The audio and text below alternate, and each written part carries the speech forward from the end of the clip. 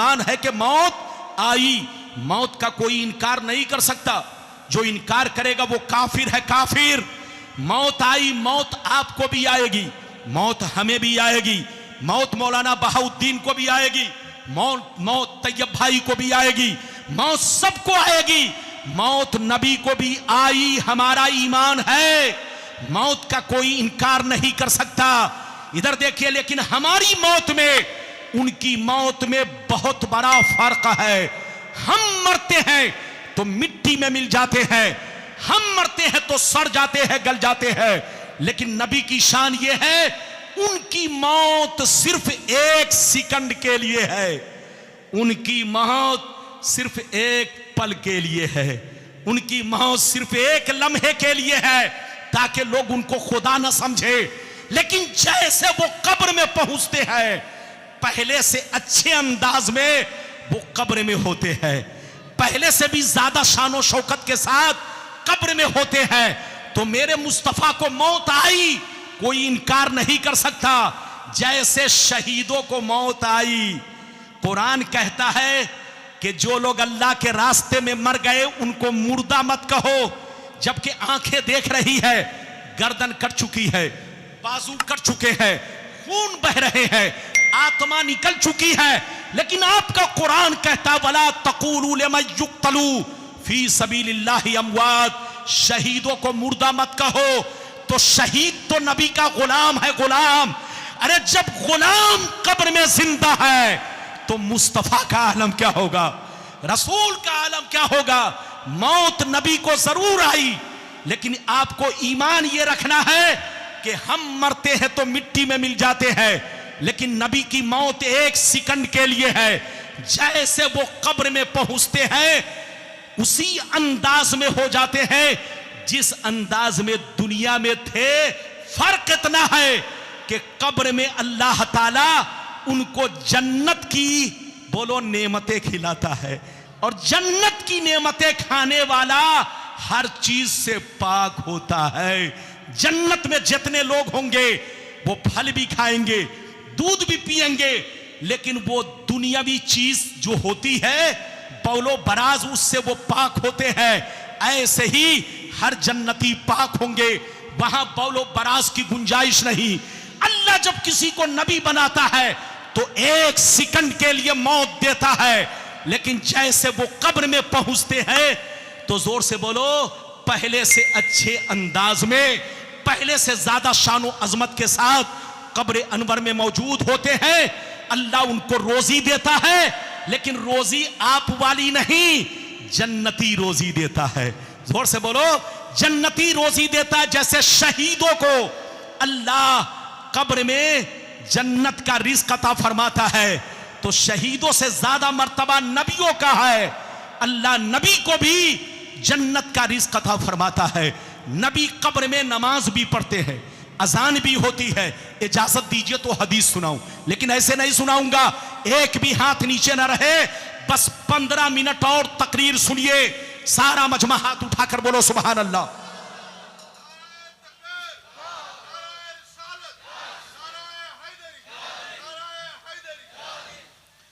और जोर से बोल दो सुभान अल्लाह। माशाअल्लाह, गौर से सुन लो, मिशकात शरीफ, जोर से बोलो मिशकात शरीफ, जिल्दे सानी, मिशकात शरीफ जिल्दे सानी, बाबुल करामत, सफ़ा नंबर 545, सफ़ा नंबर 545। अन सईद बिन अब्दुल अजीज रज़ियल्लाहु तआला अन्हु क़ाल लम्मा कान अय्यामुल हर्रा लम युअज़्ज़न फी मस्जिदिन नबिय्य सल्लल्लाहु अलैहि वसल्लम सलासन वलम युक़म वलम यब्रा सईद इब्न मुसय्यब व कान ला यारिफु वक्त सलात इल्ला बिहमहमतिन यस्माउहा मिन कब्र नबी सल्लल्लाहु अलैहि वसल्लम। जोर से बोल दो सुभान अल्लाह।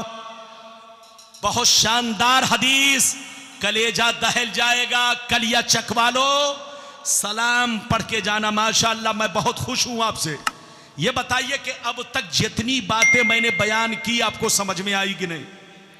हाथ उठाओ। सबको समझ में आई?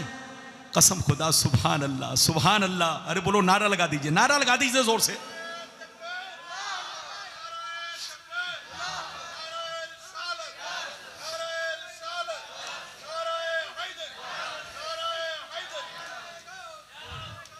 माशाअल्लाह। इधर देखिए, नारा लगाने उठे तो एक मर्तबा में दो दो तीन तीन आदमी। हाँ माशाअल्लाह, बैठिए। अब आप इतना लंबा मत लगाइए कि मेरा सारा वक्त ले लीजिए, बैठिए। इसीलिए मैं मना करता हूं, लोग आजकल मत पूछिए, 5-5 मिनट तक नारा बिल्कुल अमेरिका तक पहुंच जाते हैं। आज हम लोगों का नारा बदलता जा रहा है, ऐसा ऐसा वर्ड इस्तेमाल करते हैं नारा में कि सुनकर शर्मिंदगी होती है। हम मुसलमानों का नारा, नारे तकबीर, नारे रिसालत, गौस का दामन, ख्वाजा का दामन। लेकिन आजकल मत पूछिए, लोग कहते जन्नती दूल्हा। अरे बोलो, और नारा में ये भी लगाते, देखो देखो कौन आया। ये सब पागलपनी है, ये सब नारा हमारा नहीं है, ये चिढ़ाने वाला नारा है, जलाने वाला नारा है, लोगों को गुस्सा दिलाने वाला नारा है। मुसलमानों को ऐसी हरकत नहीं करनी चाहिए। नारा लगाओ तो सिर्फ नारे तकबीर, नारे रिसालत और ज्यादा से ज्यादा गौस का दामन, मसलके आला हजरत, बस इतना आप नारा लगाइए। लेकिन आज हमारा नारा मत पूछिए, लोग जो मन में आ रहा है वो नारा लगा रहे हैं। अब क्या कहे, घर को ही आग लग गई घर के चिराग से। इजाजत दीजिए तो मैं कुछ खास बातें, मैंने अभी आपको पहले हदीस सुना दी, मतलब सुन लीजिए, फिर आखिरी में कुछ खास बातें अर्ज करूंगा। इधर देखिए, हजरत सईद बिन अब्दुल अजीज रदियल्लाहु ताला अन्हु फरमाते हैं कि जब यजीदियों ने मदीना शरीफ पर हमला किया, कहां हमला किया, जोर से बोलो। जब यजीदियों ने इधर देखो, कौन यजीदी? जिन यजीदियों ने इमाम हुसैन को शहीद किया, जिन यजीदियों ने करबला वाले हुसैन को शहीद किया, जिन यजीदियों ने अहले बैत रसूल का खून बहाया, जिन यजीदियों ने बोलो हजारों मुसलमानों को कत्ल किया। इधर देखिए, उन्हीं यजीदियों ने जब मदीना शरीफ पर हमला किया तो आपको मालूम है हजारों सहाबा को बेदर्दी से कत्ल किया। मस्जिद नबवी में घोड़े बंधवाए, घोड़ों से पखाना पेशाब करवाया। मस्जिद नबवी में 3 दिन तक अजान बंद रही, नमाज बंद रही, कोई मस्जिद के अंदर नहीं गया। इधर देखिए, घर में सन्नाटा रहा, सड़कों पर सन्नाटा रहा, लोग डर के मारे घर से बाहर नहीं निकले। मस्जिद में 3 दिन तक सन्नाटा रहा, न इमामत हुई, न इकामत हुई, न अजान कही गई। सईद बिन मुसय्यब कहते हैं, गौर से सुनिए, सईद बिन मुसय्यब कहते हैं कि 3 दिन तक मस्जिद में न कोई नमाज पढ़ने आया, न अजान देने आया, न जमात हो सकी, लेकिन मैंने नमाज नहीं छोड़ी, मैंने नमाज नहीं छोड़ी। वो फरमाते हैं कि मैंने 3 दिन तक अकेले नमाज पढ़ी, लेकिन वक्त कैसे पहचाना, वक्त कैसे पहचाना, उनसे सुनिए। वो फरमाते हैं कि मैंने 3 दिन तक मस्जिद के अंदर नमाज पढ़ी, भूखे प्यासे रहा, लेकिन मस्जिद से बाहर नहीं निकला, न दिन में निकला न रात में निकल सका कि कहीं मुझको पकड़ के कत्ल ना कर डाले। आप फरमाते हैं कि मैंने 3 दिन तक मस्जिद में भूखे प्यासे रहकर अकेले वक्त गुजार दिया, लेकिन नमाज नहीं छोड़ी। नमाज मैंने कैसे अदा किया, मैंने वक्त को कैसे पहचाना? वो फरमाते हैं कि मैंने 3 दिन तक अकेले नमाज इस तरह पढ़ी, वक्त को इस तरह पहचाना। जब जब नमाज का वक्त होता, जब जब नमाज का वक्त होता, नबी की कब्र से आजान की आवाज आती।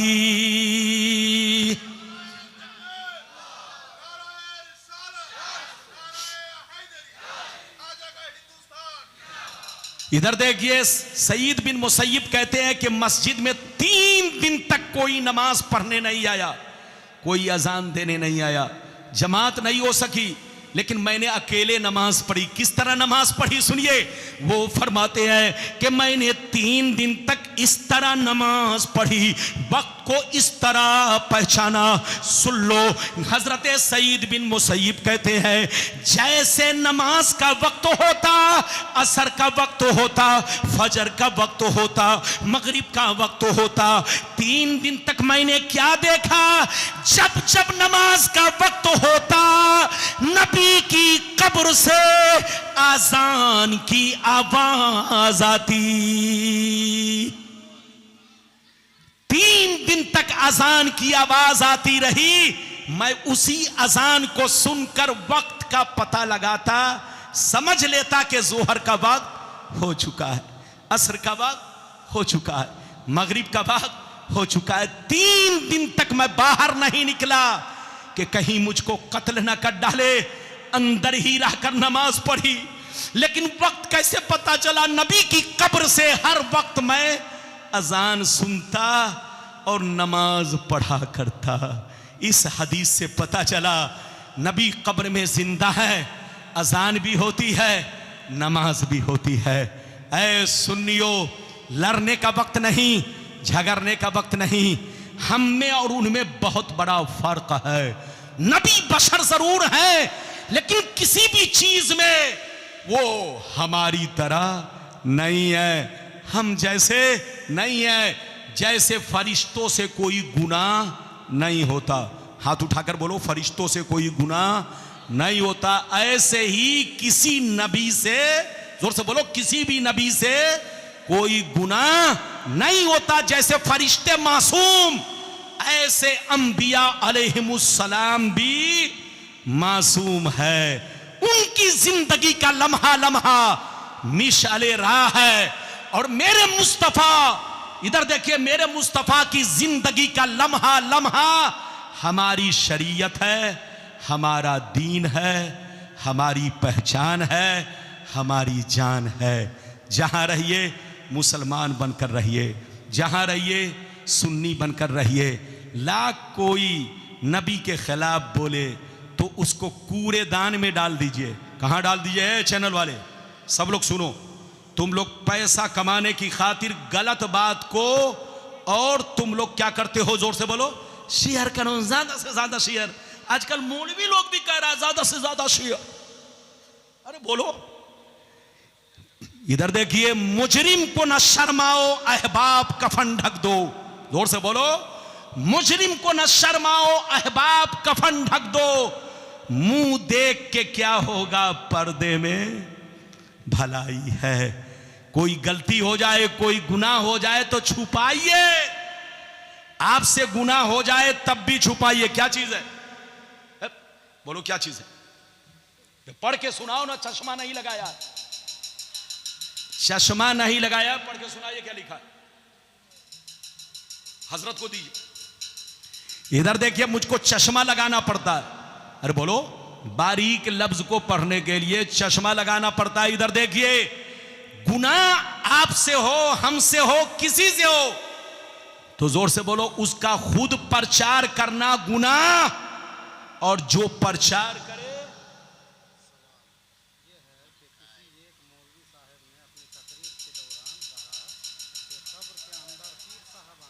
अच्छा अच्छा अच्छा, पीर साहब, किसी मौलाना ने अपनी तकरीर में कहा कि कब्र में हमारे पीर साहब आएंगे। हजरात, इसका तो कोई सबूत हदीस से नहीं है, न कुरान से है कि हमारा पीर कब्र में आएगा। हदीसों से साबित है कि कब्र में मुनकर नकीर आएंगे, और मुनकर नकीर के साथ साथ वहां पर मुस्तफा का जलवा भी मौजूद रहेगा।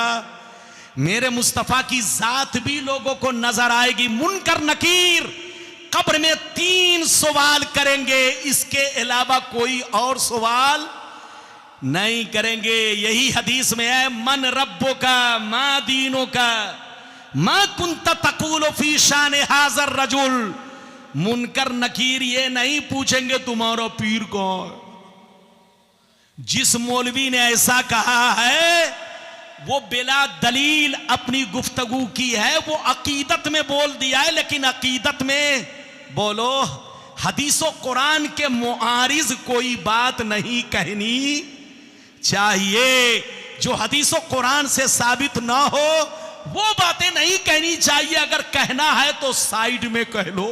अरे बोलो, इश्क जाहिर करना, इश्क का इजहार करना है तो साइड में कर लो, लेकिन बिला किसी दलील के कोई बात नहीं।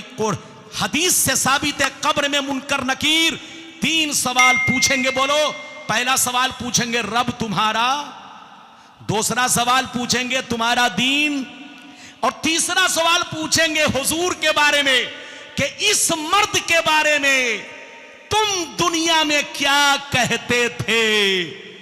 उस वक्त मेरे मुस्तफा के बारे में मुख्तलिफ, इधर देखिए तशरीह है, शारे ने बयान किया है, मुफस्सिर ने बयान किया है कि उस वक्त मुस्तफा की जात खुद कब्र में मौजूद होती है। एक तफसीर और एक बोलिए बाज मुशर्रिह ने, इधर देखिए बाज शारे ने यह भी बयान किया है, और बाज शारे ने यह बयान किया है कि नहीं, मुस्तफा का जलवा मौजूद होता है, मुस्तफा की तजल्ली मौजूद होती है।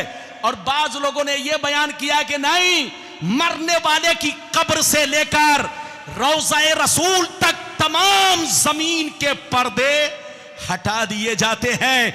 जब मुनकर नकीर तीसरा सवाल करते हैं तो मरने वाले को मुस्तफा बसाते खुद नजर आते हैं, बसाते खुद नजर आते हैं। और यही सही है, जोर से बोलो, यही सही है कि जब मुनकर नकीर तीसरा सवाल करते हैं तो कब्र से लेकर मदीना तक तमाम जमीन के पर्दे हटा दिए जाते हैं।